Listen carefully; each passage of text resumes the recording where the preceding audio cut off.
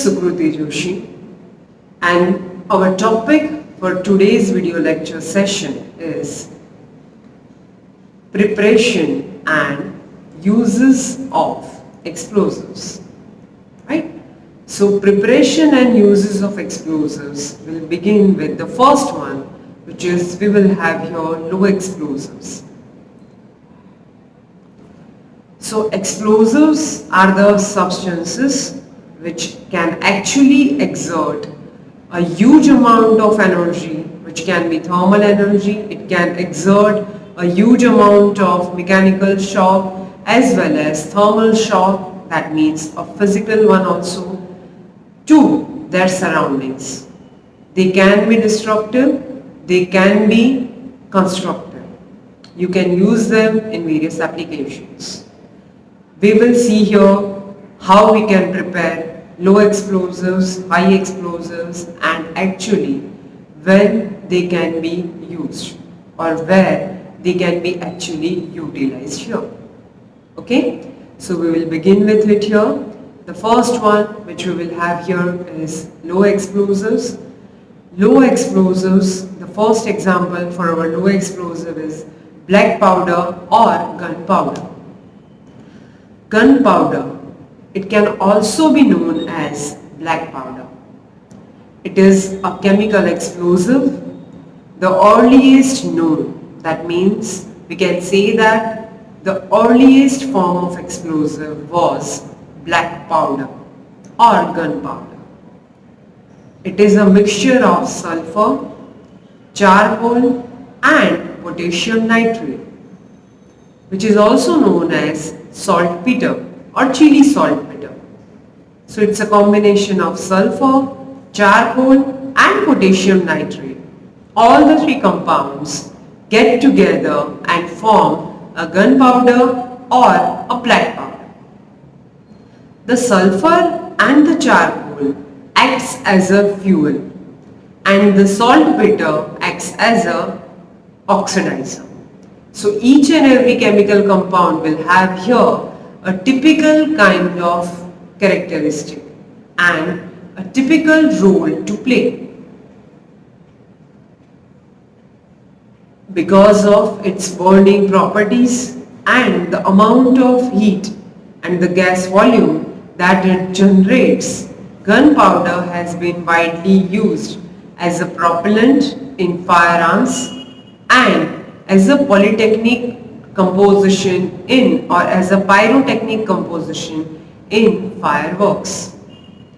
Gunpowder is classified as a low explosive because of its relatively slow decomposition rate and consequently low bristles.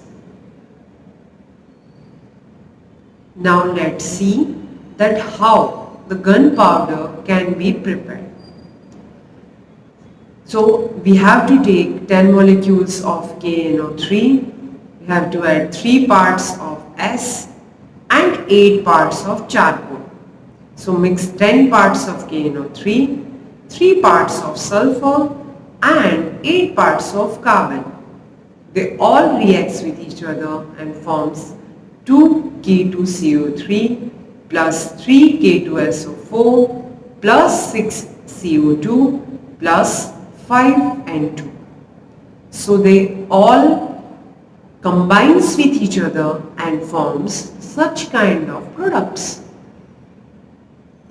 Here, gunpowder's burning rate increases with pressure. So it bursts containers if contained, but otherwise just burns in the open.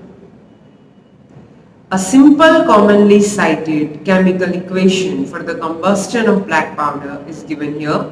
So when a combustion of black powder occurs, it will give us such kind of reaction and the products actually destroys the surrounding areas or actually destroys the surroundings here.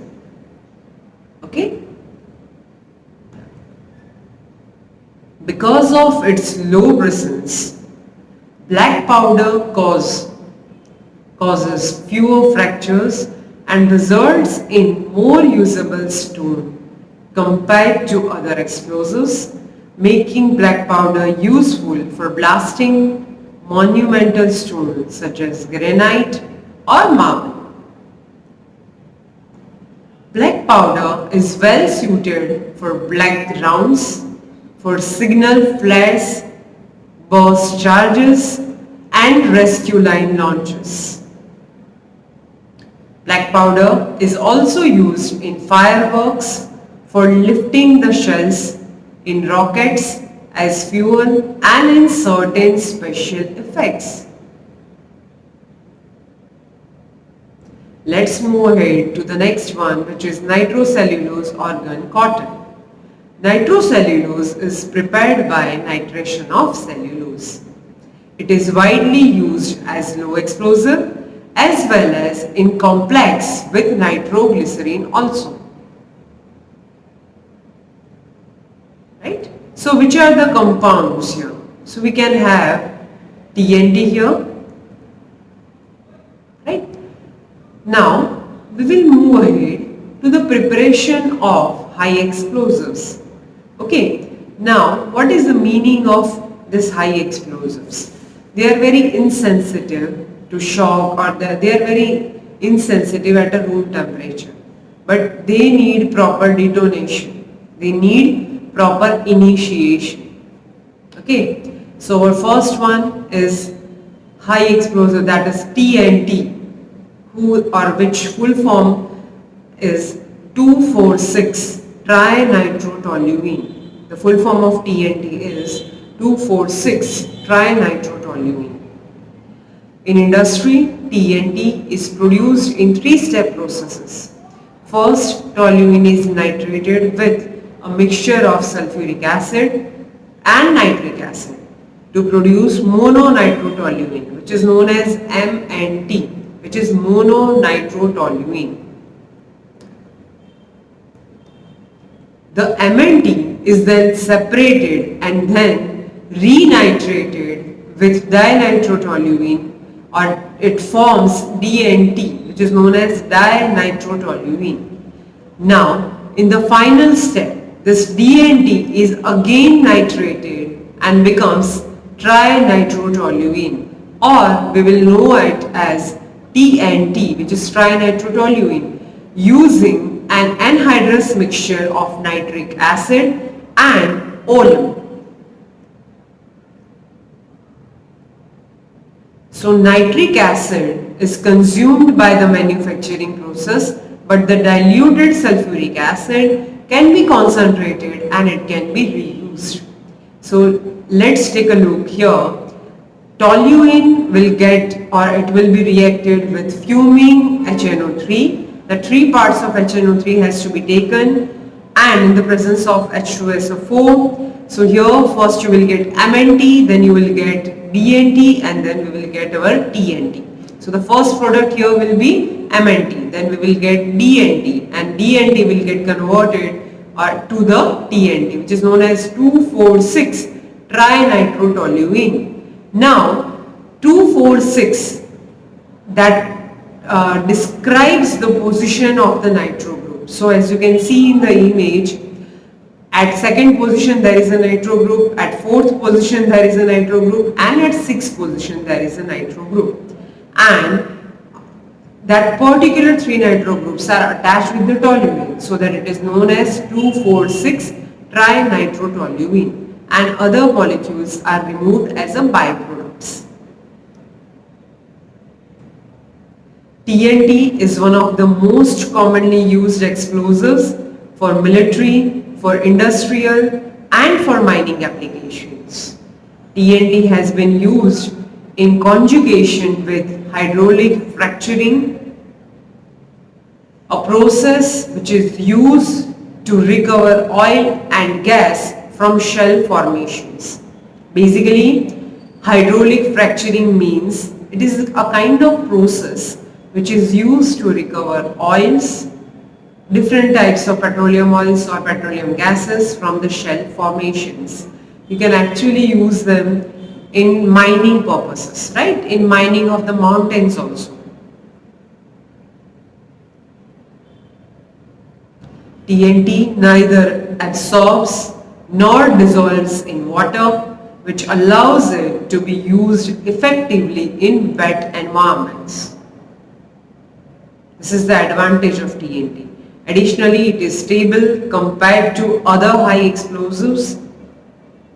In order to initiate the explosion, TNT must first be detonated using a pressure wave from a more sensitive explosive called an explosive booster. Our second one is nitroglycerin, which is also known as NG. So nitroglycerin is prepared by running highly concentrated, almost anhydrous and nearly chemically pure glycerine, which is also known as dynamite glycerine, into highly concentrated mixture of nitric and sulfuric acids with constantly efficient cooling and stirring. At the end of the reaction, the nitroglycerin acid mixture is given to a separator where the nitroglycerin separates by gravity. And following the wash processes with water and alkaline soda solution, removal of the diluted residual acid occurs.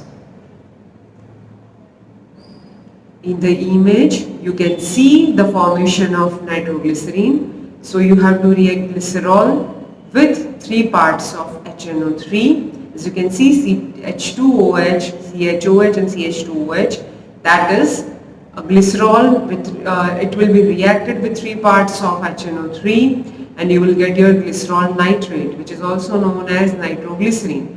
So CH2ONO2 single bonded with CHONO2, single bonded with CH2ONO2, and 3 parts of H2O will be removed here, right? This way you can form nitroglycerin. So nitroglycerin is one of the most important and most frequently used components of explosive materials. Together with nitroglycol, it is the major component of gelatinous industrial explosives. In combination with nitrocellulose and certain stabilizers, it is the principal component of powders, gun propellants and smokeless solid rocket propellants. Right. Our next one is PETN, which is known as pentaerythritol tetranitrate. Its production can be done by the reaction of pentaerythritol with concentrated nitric acid to form a precipitate, which can be further recrystallized from acetone to give processable crystals. As you can see in the image, this is the manufacturing process where pentaerythritol will be reacted with 3 parts of concentrated HNO3 and H2SO4, which is again concentrated H2SO4, and you will get your PETN. The structure will be CH2ONO2, 4 groups of CH2ONO2 will be attached with the central carbon atom, which is known as pentaerythritol group. Okay, so it is known as pentaerythritol tetranitrate. Okay, the most common use of PETN is an explosive with high resonance. It is more difficult to detonate than primary explosives, but is more sensitive to shock and friction than other secondary explosives such as TNT. It is rarely used alone. PETN is less stable than that of common military explosives but can be stored without significant deterioration for longer than nitroglycerin or nitrocellulose. Our next one is RDX or cyclonite or cyclotrimethylene trinitramine. Okay, it is basically colorless solid of crystal density 1.82 gram per centimeter cube. It is obtained by reacting white fuming nitric acid, which is known as WFNA, with hexamine, producing dinitromethane and ammonium nitrate as byproducts. It was widely used during World War II. RDX was used in one of the first plastic explosives and it is believed to be used in many bomb plots in various activities. This is all for this session. Thank you so much, everyone.